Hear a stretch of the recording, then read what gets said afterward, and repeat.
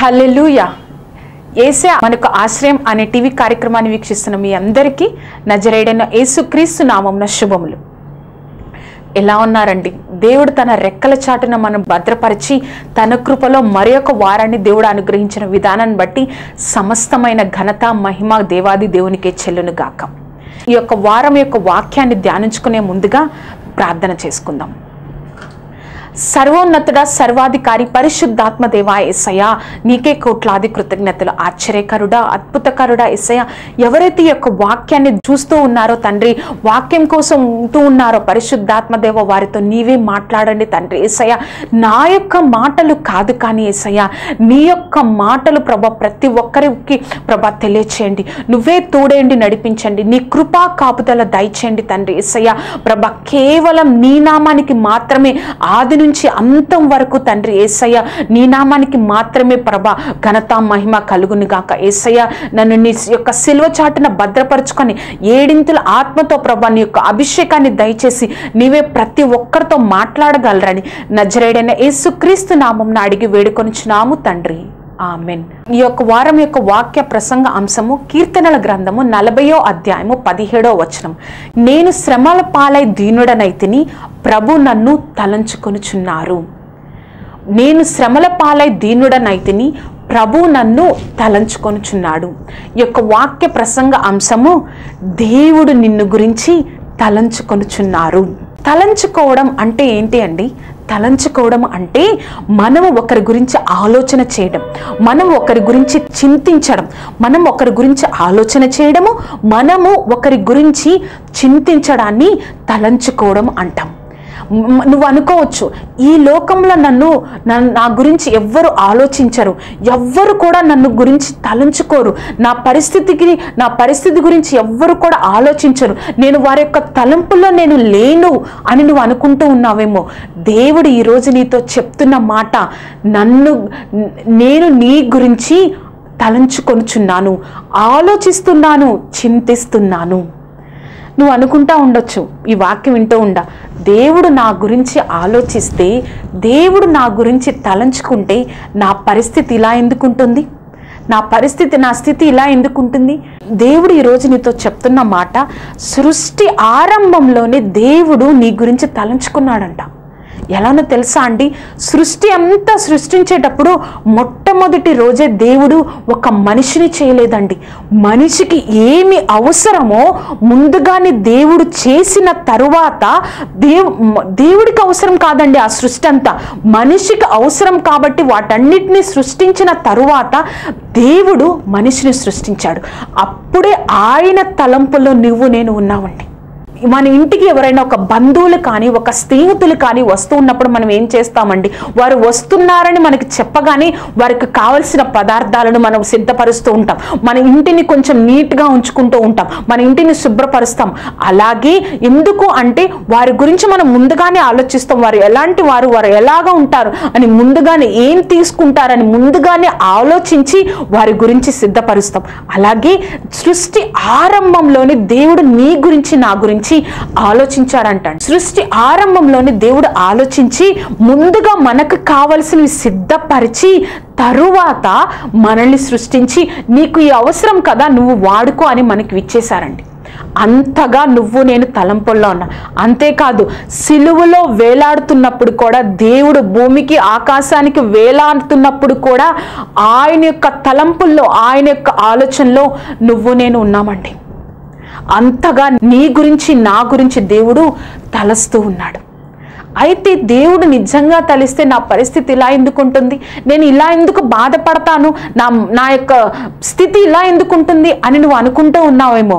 యెషయా గ్రంథం 55:9 ఉంటుంది, భూమి ఆకాశానికి ఎంత ఎత్తుగా ఉందో నా మార్గములు నీ మార్గముల కంటే, నా తలంపులు నీ తలంపుల కంటే అంత ఎత్తుగా ఉన్నవి. చూసారా అండి, మనం అనుకుంటా ఉండొచ్చు నిజంగా దేవుడు నా గురించి తలుస్తా ఉంటే, నా గురించి ఆలోచిస్తూ ఉంటే ఎందుకు నేను ఇలా ఉంటానని. నిజంగా దేవుడు ఆలోచిస్తున్నారు కాబట్టే నువ్వు ఆ స్థితిలో ఉండవు. నిన్ను పైకెత్తడానికి, ఆయన శక్తిని, ఆయన గొప్పతనాన్ని చూపించడానికే నువ్వు నేను ఆ స్థితిలో ఉన్నా. అంత గొప్ప భూమికి ఆకాశం ఎంత దూరంగా ఉందో అంత గొప్పగా దేవుడు మార్గాలు, నీ తలంపులు నీ ఎడల ఉన్నాయి కాబట్టి నువ్వు ఆ స్థితిలో నుంచి నిన్ను పైకి తీసుకురావాలని దేవుడు ఆలోచిస్తున్నాడు, దేవుడు తలుస్తున్నాడు. ఈ వారం మన యొక్క వాక్య ప్రసంగ అంశం ఏంటి అంటే, దేవుడు నీ గురించి తలంచుకొనుచున్నాడు. మొట్టమొదటి పాయింట్, నా బాధ గురించి దేవుడు ఆలోచిస్తున్నాడా, నన్ను తలంచుకొనుచున్నాడా. ఆదికాండము 21:14 చూచినట్లయితే, అప్పుడు తెల్లవారినప్పుడు అబ్రహాము నిద్ర లేచి ఆహారము నీళ్ల తిత్తిని తీసుకొని వాటిని హాగరు భుజము మీద పెట్టి ఆమెను పంపివేసెను. ఆమె వెళ్ళి బయర్షబా అనే అరణ్యంలో అటు ఇటు తిరుగుచుండెను. ఆదికాండము 21:14 ఆ యొక్క బైర్షా అరణ్యంలో ఆవిడ అటు ఇటు తిరుగుతూ ఉండగా, ఎటు వెళ్ళాలో తెలియక తిరుగుతూ ఉండగా, ఒక అడవిలో ఆవిడ తిరుగుతూ ఉండగా ఆ నీళ్లలో, ఆ తిత్తిలో తెచ్చిన నీళ్లు, ఆ బాటిల్లో తెచ్చిన నీళ్లు అయిపోయాయంటండి. అయిపోయినప్పుడు ఏమి చేయాలో తెలియక తను ఆ యొక్క కుమారుడి యొక్క మరణాన్ని కన్నులారా చూడలేక ఒక పొద కింద ఆ కుమారుడిని పెట్టివేసి కొంత దూరం వెళ్ళి తను ఆ యొక్క కుమారుడు చనిపోతాడు అని తలంచుకొని దూరంగా వెళ్ళి వెలుగెత్తి ఆ అరణ్యంలో వేడుస్తుందంటండి. ఆ అరణ్యంలో ఎవరు వచ్చి నువ్వు ఎందుకు ఏడుస్తున్నావు అని ప్రశ్నించే స్థలము కాదు అది. ఎవరన్నా ఆ యొక్క బాధను విన్నారు అంటే ఏమో ఏదన్నా మృగము చేత, ఏదన్నా జంతువు చేత పట్టబడి ఉందేమో అని తలంచుకొని, నేను అక్కడికి వెళ్తే ఏదన్నా నాకు కూడా సహాయం అందదేమో, నేను కూడా ఆపదలో పడతానేమో అనుకునే స్థలంలో ఉండి తను ఎలుగెత్తి ఏడుస్తుంది. ఎందుకు ఏడుస్తుంది అంటే, నా పరిస్థితి అయిపోయింది, నేను ఇంకా ఏమి చేయలేని స్థితి అని అనుకొని తనకి కుడివైపు నుంచి తిరిగి వేడుద్దామా, నాకు సహాయం వస్తుందంటే అక్కడ నిరీక్షణ లేదు. ఎడమవైపు తిరుగుదామా అంటే లేదు. ముందు నుంచి సహాయం వస్తుందా, వెనుక నుంచి సహాయం వస్తుందా, ఎవరు వస్తారు, తనకి ఏమి అర్థం కాని పరిస్థితిలో తను ఉంది అండి. ఎటువంటి స్థితిలో ఉందంటే ఎవ్వరు కూడా సహాయం చేయలేని ప్రాంతంలో, ఒక అరణ్యంలో ఉండి ఎలుగెత్తి హాగరు ఏడుస్తా ఉంది. ఆ ఎలుగెత్తి ఏడుస్తున్నప్పుడు తనకి ఎక్కడ నుంచి కూడా సహాయం అందదు. కానీ అందుకని దేవదూత ఆకాశం నుండి ఆగరును పిలిచారు. ఈ లోకంలో నీకు ఎటువైపు నుంచి సహాయం రావట్లేదా, ఎటువైపు నుంచి లేట్లేదా, దేవుని దూత ఆకాశం నుండి పిలిచి ఈ మాట అన్నాడండి, what troubles you Hagar. Telugu బైబిల్లో ఈ విధంగా ఉంటుంది, హాగరు నువ్వు ఎక్కడున్నావు. కానీ ఇంగ్లీష్ బైబిల్లో ఏముంటుంది, ఇలా ఉంటుంది, వాట్ ట్రబుల్స్ యూ హాగర్, నీ ఇబ్బంది ఏంటి అని ఆ దేవదూత అడుగుతా ఉంది. ఆ దేవదూత ఇంకా చెప్పిన మాట ఏంటో తెలుసా, నువ్వు ఏడుస్తున్నావు, నువ్వు ఎలుగెత్తి ఏడుస్తున్నావు, కానీ నీ బిడ్డను అక్కడ పొద దగ్గర పడేసి ఉన్నావు కదా, ఆ బిడ్డ దాహంతో ఏడుస్తూ ఉన్నాడు కదా, ఆ బిడ్డ యొక్క స్వరాన్ని దేవుడు విన్నాడు. అక్కడ వినడానికి ఎవ్వరూ లేరండి, కానీ ఆ బిడ్డ యొక్క స్వరాన్ని విని దేవుడు దూతను పంపించాడండి. ఎంత గొప్ప దేవుడు అండి. ఆ అరణ్యంలో స్వరాన్ని వినడానికి, ఆలోచించడానికి, తన గురించి పట్టించుకోవడానికి ఎవ్వరు లేరు, కానీ ఆ బిడ్డ యొక్క స్వరాన్ని దేవుడు విన్నాడు. విని ఆ దూతను పంపి, నువ్వెక్కడున్నావు, నువ్వెందుకు భయపడుతున్నావు, నీ ఇబ్బంది ఏంటి అని అడిగిన తర్వాత అప్పుడు దేవుని దూత చెప్తున్న మాట ఏంటి అంటే, భయపడకు, నేను నీ బిడ్డను ఒక గొప్ప జనాంగంగా చేస్తాను. హాగరు తలంపు ఎలా ఉందండి, అక్కడ ఎలా ఉంది అంటే, ఆ బిడ్డ చావును నేను చూడలేనని తలంచుకొని ఎలుగెత్తి ఏడ్చింది. కానీ దేవుని తలంపు ఏంటో తెలుసా, ఆ బిడ్డను నేను గొప్ప జనాంగంగా చేస్తానని. మన తలంపులకి దేవుని తలంపులకి అంత వ్యత్యాసం ఉందండి.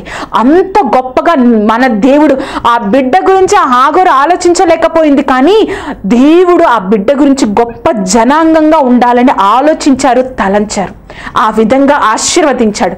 నీవు ఆ బిడ్డను తీసుకొని ఎత్తుకో. 19వ వచనంలో ఒక అద్భుతం జరుగుతుందండి. ఏంటో తెలుసా? నువ్వు ఆమె కన్నులు తెరిచి, అప్పటి వరకు ఆగరు ఎలుగెత్తి ఏడుస్తుంది కానీ తన సమాధానం ఎత్తుకోలేదు. అప్పుడు దేవుడు కన్నులు తెరిచినప్పుడు ఆవిడ ఆ యొక్క హాగరు నీటి ఊటను చూసినప్పుడు ఆ నీటిని తిత్తులో నింపుకొని ఆ యొక్క కుమారుడికి ఇచ్చింది. చూసారా అండి? హాగరు తలంపు ఆ బిడ్డ గురించి ఎలా ఉందంటే, చనిపోతాడేమో, ఇంకా అయిపోయిందేమో నా స్థితి. కానీ దేవుడు ఆ అరణ్యంలో ఆ బిడ్డ యొక్క స్వరాన్ని విని నేను గొప్ప జనాంగంగా చేస్తాం. అది అండి మన దేవుడు మన గురించి ఆలోచించేది. మన గురించి దేవుడు అంత గొప్పగా ఆలోచిస్తాడు. భూమికి ఆకాశానికి ఎంత తేడా ఉందో మన తలంపులకి దేవుని తలంపులకి, మన ఆలోచనలకి దేవుని ఆలోచనలకి అంత గొప్ప వ్యత్యాసం ఉంటుందండి. నువ్వు భయపడొద్దు. నీ స్థితి ఏంటి అని దేవుడు అడుగుతున్నాడు కదా ఆగర్ని. What troubles you Hagar? దేవుడు నీతో అడుగుతున్నాడు, వాట్ ట్రబుల్స్ యూ? నీ ఇబ్బంది ఏంటి, నీ ఇబ్బంది ఏంటి అని దేవుడు నన్ను అడుగుతూ ఉన్నాడు. దేవుడికి తెలుసు అండి నీ యొక్క బాధను దేవుడు చూస్తున్నాడు. ఆ తలంపుల్లో కూడా ఊహించని విధంగా దేవుడు నీ గురించి నా గురించి ఆలోచిస్తున్నాడు. నువ్వు అనుకుంటున్నావేమో నా శ్రమలు దేవునికి తెలుసా? ఈ లోకంలో ఎవ్వరికీ తెలియదు. ఇప్పుడు ఇక వైరస్ వల్ల మన కుటుంబానికి ఎవరికైనా వైరస్ సోకితే వారి దగ్గరికి కూడా వెళ్ళలేని పరిస్థితి, వారిని ఆదరించలేని పరిస్థితి. ఏదైనా వ్యాధి వస్తే వారి దగ్గరికి వెళ్ళి ఆదరించవచ్చు, వారికి ధైర్యాన్ని చెప్పవచ్చు, కానీ వారి దగ్గరికి కూడా వెళ్ళి ఆదరించలేని పరిస్థితిలో మనం ఉన్నాం. నా గురించి ఆలోచిస్తున్నారా, ఎవరన్నా ఆలోచించే వాళ్ళు ఉన్నారా అని అనుకుంటున్నావేమో. దేవుడు చెప్తున్న మాట, నా తలంపులో నువ్వు ఉన్నావు, నీ గురించి నేను ఆలోచిస్తూ ఉన్నాను. నువ్వు భయపడద్దు. నువ్వు ఎటువంటి స్థితిలో వెళ్తున్నావో, ఏ స్థితిలో ఉన్నావో నువ్వు నాకు తెలుసు. నీ యొక్క ఆలోచనలు వేరు, నా తలంపులు వేరు, నీ ఆలోచనలు వేరు, నీ తలంపులు వేరు, నా తలంపులు వేరు. నిన్ను స్వస్థపరుస్తాను. నీకు ఇక్కడ ఈ లోకంలో ఎక్కడి నుంచి ఆదరణ దొరకట్లేదా? నా దూతను పంపి నీకు ఆదరణ కలగచేస్తా. ఎలా అయితే ఆ యొక్క తనకి దిక్కులేని స్థితిలో ఆగరు ఏడుస్తూ ఉందో, కానీ దేవుడు ఆకాశం నుండి ఆ యొక్క బిడ్డ తలంపుల్లో లేని విధంగా నేను గొప్ప జనాంగంగా చేస్తానని దేవుడు నిన్ను స్వస్థపరుస్తాను, నీకు స్వస్థతని ఇస్తానని దేవుడు చెప్తా ఉన్నాడండి. ఎంత గొప్ప దేవుడు అండి మన దేవుడు. నీ కుటుంబం ఆ యొక్క వైరస్తో బాధపడుతూ ఉందా? దేవుడు చెప్తున్న మాట, ఎవ్వరు కూడా సహాయం చేయలేరు. బంధువులు, నాన్న వాళ్ళు ఎవ్వరు కూడా నీ దగ్గరికి రాలేని పరిస్థితి. దేవుడు చెప్తున్నాడు, నిన్ను స్వస్థత పరుస్తాను, ధైర్యం తెచ్చుకో. నీ బాధ నా బాధ దేవుడు తెలుసు. దేవుడు నీ గురించి ఆలోచిస్తున్నారు. మన యొక్క వాక్య ప్రసంగాంశం, దేవుడు నిన్ను గురించి తలంచుకొనుచున్నారు. మన మొట్టమొదటి పాయింట్, నా బాధ దేవునికి తెలుసా అని నువ్వు అనుకుంటున్నావా? దేవునికి తెలుసు, ధైర్యం తెచ్చుకో. రెండవదిగా, మనుషుల వద్ద నీకు విలువ లేదా? 1 సమూయేలు గ్రంథం 16వ అధ్యాయం 1వ వచనంలో అక్కడ చూస్తామండి. నువ్వు ఎంతకాలం సమూయేలు సౌలు గురించి దుఃఖపడతావు? నీ కొమ్మును తైలంతో నింపుకొని బెత్లెహేములో ఉన్న యెషయా యొద్దకు నువ్వు వెళ్ళు. ఆ యెషయా వాళ్ళ కుమారుల్లో ఒక్కరిని నేను సౌలుకు ప్రతిగా, సౌలు తరువాత రాజుగా నేను ఎన్నుకోబోతున్నానని సమూయేలుకి దేవుడు చెప్తూ ఉంటారు. అప్పుడు సమూయేలు వెంటనే, నేను ఎలా వెళ్ళాలి ప్రభువా? సౌలుకు తెలిస్తే నన్ను ఒప్పుకోడు కదా అని చెప్పినప్పుడు, బలి పశువు తీసుకొని బలి అర్పణకు అక్కడికి వెళ్ళమని చెప్పినప్పుడు వెంటనే సమూయేలు బెత్లెహేముకు వెళ్ళి బలి అర్పణ కోసం యెషయాని పిలుస్తారు. యెషయాని పిలిచి, మీరు శుద్ధులై రండి, మనం దేవుడికి బలి అర్పిస్తాము అన్నప్పుడు యెషయా అతని కుమారులు, 5వ వచనంలో, యెషయా అతని కుమారులు శుద్ధులై బలి అర్పించారు అని ఉందండి. యెషయా అతని కుమారులందరూ వచ్చి శుద్ధులై బలి అర్పించారు అని ఉంది. తరువాత యెషయా కుమారులు ఒక్కొక్కరిని సమూయేలు చూస్తా ఉన్నప్పుడు మొట్టమొదటిగా ఎలియాబును చూచాడు. అప్పుడు సమూయేలు తన మనసులో అనుకున్నాడు. ఏమనుకున్నాడో తెలుసా? ఏమనుకున్నాడంటే, ఇతనేనేమో దేవుడు ఎన్నుకున్న రాజు, ఇతనేనేమో దేవుడు కోరుకుంటున్న ఇశ్రాయేలు మీద రాజుగా నియమించాలనుకుంటున్నాడు అని చెప్పినప్పుడు దేవుడు స్పష్టంగా సమూయేలుకు చెప్పాడు, ఇతను నేను కోరుకొనలేదు, నువ్వు పై రూపాన్ని చూస్తున్నావు కానీ దేవుడు హృదయాన్ని చూస్తున్నాడు అని సమాధానించాడు. తరువాత అబినాదాబును పిలిచాడు. అయినా కూడా దేవుడు ఇతన్నే కుమారుడినేమో ఎన్నుకుంటున్నాడు, ఈ కుమారుడినేమో ఎన్నుకుంటున్నాడు అని అనుకున్నాడు. దేవుడు నేను కోరుకొనటం లేదు అని చెప్పాడు. మూడవదిగా షమ్మా అని చెప్పాడు. వెంటనే దేవుడు నేను ఇతన్ని కోరుకొనటం లేదు అని చెప్పాడు. అలా 7 అయిపోయిన తర్వాత కూడా 7 కుమారుల విషయంలో కూడా దేవుడు స్పష్టంగా నేను వీరు ఎవ్వరిని కోరుకొనటం లేదు అని చెప్పాడు. ఇప్పుడు చెప్పినప్పుడు సమూయేలుకి ఆశ్చర్యం వేసింది. ఎందుకు అంటే మొదటి వచనంలో దేవుడు చెప్పాడు, యెషయా కుమారుల్లో ఒక్కరిని నేను రాజుగా నియమిస్తున్నానని చెప్పారు. కానీ ఆ యొక్క 5వ వచనం ఆ యొక్క వచనాలు చదువుతున్నప్పుడు ఎవ్వరు కూడా అక్కడ రాజుగా, ఆ యొక్క కుమారుల ఎవ్వరు కూడా రాజుగా లేరు. తనకి అర్థం అవ్వలేదు, ఏంటి నేను అక్కడ వాగ్దానం విన్నాను ఏంటి అని జరుగుతున్నప్పుడు వెంటనే సమూయేలు యెషయాను ఒక ప్రశ్న అడుగుతాడండి. ఏంటో తెలుసా అండి? ప్రవక్త అయిన సమూయేలు అడిగిన ప్రశ్న, నీ కుమారులందరూ ఇక్కడ ఉన్నారా అంటే, ఇంకా ఎవరైనా ఉన్నారా నీ కుమారులందరూ ఇక్కడ ఉన్నారా అని అడిగే వరకు కూడా యెషయా దావీదు గురించిన ప్రస్తావన సమూయేలు ఎదుట తీసుకురాలేదండి. వెంటనే యెషయా చెప్తున్నారు, కడసరి వాడు ఒకడున్నాడు, చివరి వాడు ఒకడున్నాడు, అతడు గొర్రెల కాపరి అని చెప్పాడు. సమూయేలు ఒక ఇంటికి ఒక అతిథి వస్తున్నప్పుడు ఈ పెద్ద కుమారుడు, ఇతను చిన్న కుమారుడు, 3వ కుమారుడు, 4వ కుమారుడు అని పరిచయం చేస్తారు, ఇతను ఇలా చేస్తున్నాడని. కానీ వాళ్ళ తలంపుల్లో కూడా, వారి ఆలోచనలో కూడా సమూయేలు దావీదు గురించి అడిగే వరకు కూడా దావీదు గురించి ప్రస్తావన సమూయేలు ఎదుట తీసుకురాలేదండి. అటువంటి స్థితిలో ఉన్నప్పుడు సమూయేలు ఉంటాడు, అతను వచ్చే వరకు మనం అందరం ఇక్కడే కూర్చున్నాం, వెళ్ళి అతన్ని పిలుచుకుని రండి అని చెప్తాడు. 16వ అధ్యాయం 12వ వచనంలో దావీదు ఎర్రని వాడును, మంచి నేత్రములు కలవాడును, సుందరుడే ఉండి ఆ యొక్క గొర్రెల నుంచి ఆ సమూయేలు ఎదుట నిలబడి ఉండినప్పుడు వెంటనే దేవుని స్వరము సమూయేలుతో, ఇతనే నేను కోరుకున్న వ్యక్తి, ఇతనినే నేను కోరుకున్నాను, ఇశ్రాయేలు మీద రాజుగా నియమించాను అనగానే వారి అన్నదమ్ముల అందరి ఎదుట, అక్కడ మనం బైబిల్లో వచనాలు చూసినట్లయితే వారి అన్నదమ్ముల అందరి ఎదుట దావీదు సమూయేలును తైలంతో రాజుగా అభిషేకించాడంటండి. చూసారా అండి? కనీసం సమూయేలు దావీదు గురించి అడిగే వరకు కూడా అతడు ఉన్నాడు, నాకు ఇంకొక కుమారుడు ఉన్నాడు అని యెషయా దాని గురించి చెప్పలేదు. అలాగే ఒక గొర్రెల కాపరి చివరివాడు ఏం చేస్తాడులే అని అనుకున్నారు.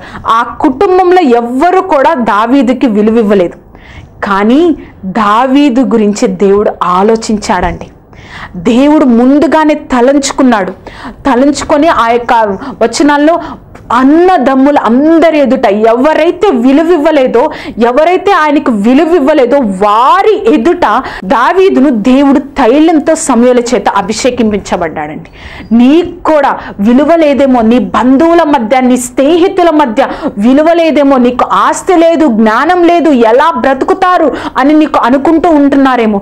ఒక్కటి గుర్తుపెట్టుకో, విలువలేని నీ జీవితాన్ని, ఎలా అయితే ఒక గొర్రెల కాపరిని దేవుడు విలువలేని స్థితిలో సమాజంలో ఉన్న గొర్రెల కాపరిని దేవుడు ఒక రాజుగా నియమించాడో, దేవుడు నిన్ను గురించి ఆలోచిస్తున్నాడు, చింతిస్తున్నాడు, నిన్ను గురించి తలంచుకుంటున్నాడు.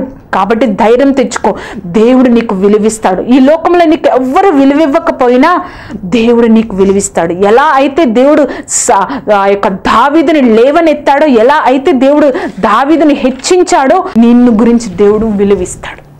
నీ గురించి ఆలోచించాడు కాబట్టి, దావీదు గురించి దేవుడు ఆలోచించాడు కాబట్టి దేవుడు ఒక రాజుగా అభిషేకించాడు.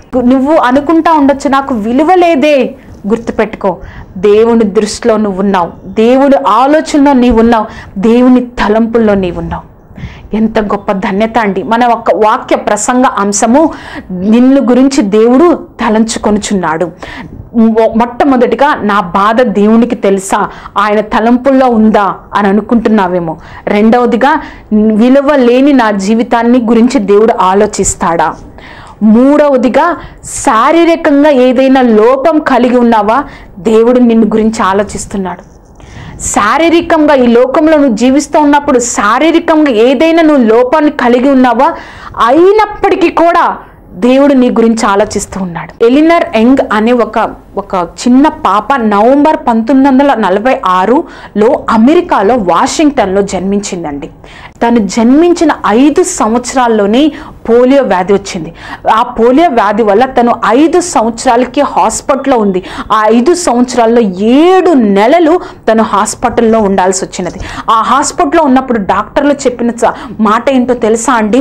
ఈ బిడ్డ బ్రతకదు, బ్రతికినా కూడా ఎంతో కష్టంగా ఒకరి మీద ఆధారపడి ఎంతో కష్టంగా జీవనం కొనసాగించాలి అని చెప్పినప్పుడు వాడి తల్లిదండ్రులు, తన యొక్క తల్లిదండ్రులు అనుకున్నారంట, ప్రభా నువ్విచ్చిన బిడ్డ యేసయ్య, నువ్విచ్చిన బిడ్డ తండ్రి, ఆ బిడ్డను స్వస్థపరచు, నీ చిత్తంలో ఆ బిడ్డను స్వస్థపరచు ప్రభా, నీ చిత్తాన్ని ఆ బిడ్డ ఎడల జరిగించు ప్రభా అని ప్రార్థన చేసినప్పుడు అలా ఆ విధంగా వారు దేవుడు ఎదుట సన్నిధిలో ప్రార్థన చేస్తున్నప్పుడు కొన్ని రోజులకి తను కొంచెంగా స్వస్థత తనలో జరగడం చూసి ఉన్నారు. తన వయసు 9 సంవత్సరాల నుంచి 14 సంవత్సరాల మధ్యలో ఏం జరిగిందంటే అనేక సార్లు తన శారీరకంగా ఎన్నో సార్లు హాస్పిటల్లో అడ్మిట్ అవ్వాల్సి వచ్చింది, హాస్పిటల్లో జాయిన్ అవ్వాల్సి వచ్చింది.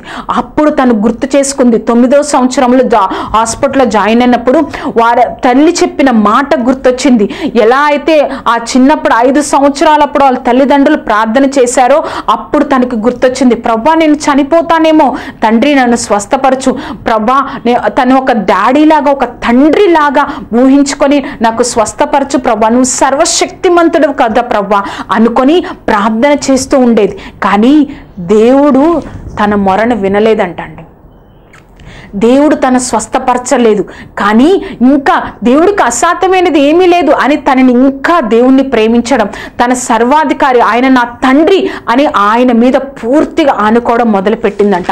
అలాగే తను 14వ సంవత్సరంలో హాస్పిటల్ నుంచి బయటకు వస్తున్నప్పుడు మోకాళ్ళు పక్కటెముకల నుంచి తనకి ఒక స్టీల్ రాడ్లు అమర్చారు 2 కాళ్ళకి. తను నడవాలి అంటే 2 కర్రల సహాయంతో తను నడుస్తూ ఉండేది. తన 13-14 సంవత్సరాల వయసులో తన దగ్గరలో ఉన్న ఒక చర్చ్కు వెళ్తూ ఉండేది. ఆ చర్చ్లో ఒక రోజు ఆదివారం ఈ విధంగా చెప్పారంట, ఈ రోజు సాయంత్రం ఒక స్పెషల్ గెస్ట్, ఈ యొక్క కూటానికి ఒక మీటింగ్కి ఒక స్పెషల్ గెస్ట్ ఒక మిషనరీ వస్తారు, మీరందరూ మరలా సాయంత్రం కూడుకొనాలి, ఈ యొక్క సన్నిధిలో కూడుకొనాలి అన్నప్పుడు అక్కడ రైతులు ఉండే ప్రాంతం కాబట్టి చాలా మంది ఆ యొక్క మీటింగ్ కి వచ్చి ఉన్నారంట. ఆయన ఒక చైనా మిషనరీ, ఆ చైనా మిషనరీ దేవుని గురించి చెప్తూ దేవుని యొక్క మాటలు చెప్తూ ఆ ప్రసంగంలో వారితో ప్రతి ఒక్కరితో ఈ విధంగా అన్నారంట, ఇక్కడ దేవుడు ఎవరినైనా మిషనరీగా పిలుస్తున్నారా, లేచి నిలబడండి అనినప్పుడు ఆ యొక్క 14 సంవత్సరాల వయసులో ఆ బిడ్డకు ఒక సందేహం వచ్చిందంట అండి. ఏంటో తెలుసా, ఇక్కడ అందరూ రైతులు కదా, వారిని పిలుస్తున్నారేంటి, వాళ్ళు యొక్క భూములను వదిలేసి ఎక్కడికి వెళ్తారు అని అనుకుందంట. కానీ కొన్ని నిమిషాలకి దేవుడు నన్నే ఒక మిషనరీగా పిలుస్తున్నారు, నన్నే తన సేవకు పిలుస్తున్నారని గ్రహించి కష్టంగా తన కర్రలతో లేచి నిలబడి, నడవలేని 2 పోలియో కర్రలతో లేచి నిలబడి దేవుడు నన్ను మిషనరీగా పిలుస్తున్నాడని చెప్పినప్పుడు అక్కడున్న ఆ సంఘం ఎదుట ఆ చర్చ్లో లేచి నిలబడినప్పుడు అక్కడున్న సంఘం వారంతా కాలు లేని యవ్వనస్తురాలు ఏమి చేయగలుగుతుంది, ఏమి సాధించగలుగుతుంది అని అక్కడ వాళ్ళందరూ ఒక ప్రశ్నగా చూశారంటండి. వారిలో వారు చెప్పుకుంటూ ఉన్నారంట. కానీ ఆ మిషనరీ ఒక మాట చెప్పారంట, దేవుడు ఎవరినైతే పిలుచుకుంటున్నారో వారిని వాడుకున్న సామర్థ్యం కల దేవుడు అని చెప్పినప్పుడు తను అయిపోయింది. కానీ కొన్ని సంవత్సరాలకి 4 సంవత్సరాలు బైబిల్ కాలేజీలో తరఫీదు పొందిందండి. బైబిల్ ట్రైనింగ్ తీసుకున్న తర్వాత ఒక మిషనరీ బోర్డుకి తను సమాచారం అందించిందంట, నేను ఒక ప్రాంతానికి ఒక మిషనరీగా వెళ్ళాలనుకుంటున్నాను, మీరు నాకు సహాయం చేయమన్నప్పుడు వాళ్ళు ఏమన్నారో తెలుసా అండి, ఇటువంటి శారీరకంగా బలహీనన్న వ్యక్తులను మేము ఇప్పటి వరకు ఎక్కడికి కూడా మిషనరీగా పంపలేదు, కాబట్టి నువ్వున్న ప్రాంతంలోనే నువ్వు సేవ చేయి, నువ్వున్న ప్రాంతంలోనే నువ్వు సేవ చేస్తా ఉండు అని చెప్తా ఉన్నప్పుడు తనకు అర్థమవుతుందంట, దేవుడు నన్ను ఇక్కడ సేవకు చేయడానికి నన్ను పిలవలేదు ఒక మిషనరీగా, దేవుడు నన్ను తీసుకెళ్తాడు, నేను ఎంత బలహీనంగా ఉన్నానని వారం రోజులు ప్రార్థనలో కనిపెట్టిన తర్వాత దేవుడి చిత్తానుసారంగా ఇండోనేషియాలో ఒక తెగలో దగ్గరికి, ఒక ప్రాంతం దగ్గరికి, జయ అనే ఒక ప్రాంతం దగ్గరికి, ఆ తెగ దగ్గరికి నువ్వు వెళ్ళాలి అనుకుంటున్నప్పుడు అని చెప్పినప్పుడు 6 నెలలు కష్టపడి 6 వారాలు ప్రార్థన చేసిందండి. 6 నెలలు కష్టపడి వారి యొక్క ఇండోనేషియా భాష యొక్క తెగలో మాట్లాడే భాషను నేర్చుకుందంటండి. ఇంకా ఎంత గొప్ప విషయం తెలుసా అండి, ఆ తెగలో భాష నేర్చుకుంటూ ఉన్నప్పుడే బైబిల్ను వారి యొక్క భాషలో ట్రాన్స్లేట్ చేసిందంట.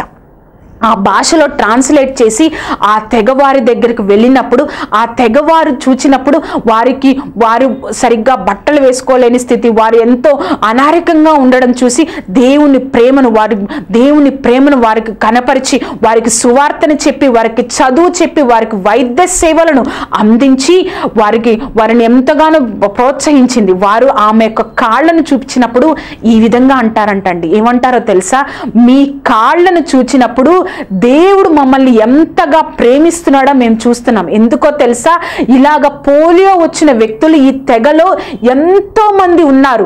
ఎంతో మంది ఈ పోలియోతో బాధపడుతున్నారు. కానీ ఆ పోలియో వారు ఎప్పుడు కూడా బయటకు రాలేరు. వాళ్ళ ఇంటిలో నుంచి, వాళ్ళ గుడిసెలో నుంచి బయటకు రాలేరు. కానీ మిమ్మల్ని దేవుడు ఆ పోలియోతో బాధపడుతున్న కాలు లేని మిమ్మల్ని దేవుడు ఇక్కడికి ప్రేమించి మమ్మల్ని ఎంతగా ప్రేమిస్తున్నాడో చూపించారు అని చెప్తారంటండి. ఎంత గొప్ప ధన్యత అండి. ఆవిడ కొన్ని రోజులకి అమెరికా వచ్చేసింది. కానీ ఇప్పుడు ఆ తెగవారికి ఏ ఒక్క మిషనరీ సహాయం అక్కర్లేదండి. ఎందుకో తెలుసా, ఆ తెగవారు దేవుడిలో బలపడ్డారు. కొన్ని సంఘాలను నిర్మించుకున్నారు, బట్టలు ధరిస్తున్నారు. పాశ్చాత్యంగా మనం ఎలా ఉంటున్నామో వారు బట్టలు ధరించి పాశ్చాత్య సంస్కృతిని వారు అనుసరిస్తున్నారు. ఇప్పుడు ఏ ఒక్క మిషనరీ అక్కర్లేదు. వారు దేవుడు ఏంటో, దేవుడి శక్తి ఏంటో, దేవుడు ఎవరో తెలుసుకొని వారే సంఘాలు స్థాపించుకున్నారు. ఒక బలహీనమైన వ్యక్తి, ఒక బలహీనమైన ఆమె ఏమి చేయగలదు అని ఒక మిషనరీ సంస్థ కూడా పంపించడానికి తిరస్కరించారు. కానీ దేవుడు ఆమెను గురించి ఆలోచించి ఒక ప్రాంతానికి ఆశీర్వాదకరంగా, అలాగే కాదు తరతరాలకు ఉపయోగపడే పరిశుద్ధ గ్రంథాన్ని ట్రాన్స్లేట్ చేయడానికి దేవుడు తనని వాడుకున్నాడండి. ఎంత గొప్ప ధన్యత అండి. చూసారా, మనం అనుకుంటా ఉంటాం మన ఈ శరీర బలహీనతలో ఉన్నాను, నన్ను గురించి కూడా దేవుడు ఆలోచిస్తున్నాడా? ఒక కాళ్ళు లేని వ్యక్తి ఆ తెగ దగ్గరికి వెళ్ళినప్పుడు వారు ఎంతగా ఆశీర్వదింపబడ్డారో, ఎంతగా దేవుని తెలుసుకున్నారో, ఎంతగా వారు ఇప్పటికీ కూడా ఆమె ట్రాన్స్లేట్ చేసిన బైబిల్ని చదువుతున్నారు, ఎంతగా ఆశీర్వదించారో చూసారా కదా అండి. దేవుడు నీ గురించి గొప్ప తలంపులు కలిగి ఉన్నారు. నువ్వు శారీరకంగా అంగవైకల్యం కలిగి ఉన్న వ్యక్తివేమో, శారీరకంగా బలహీనమైన వ్యక్తివేమో, దేవుడు నీ గురించి గొప్ప తలంపులు కలిగి ఉన్నారు. మన యొక్క వాక్య ప్రసంగ అంశము దేవుడు నిన్ను గురించి తలంచుకొనుచున్నారు. మొట్టమొదటి పాయింట్, నా బాధ దేవునికి తెలుసా? సమస్తము తెలుసు. మనది రెండవదిగా, విలువలేని నా గురించి దేవుడు ఆలోచిస్తున్నాడా? నీ గురించే దేవుడు ఆలోచిస్తున్నాడు. మూడవదిగా, శారీరకంగా బలహీనమైన నన్ను గురించి దేవుడు గొప్పగా తలుస్తున్నాడా?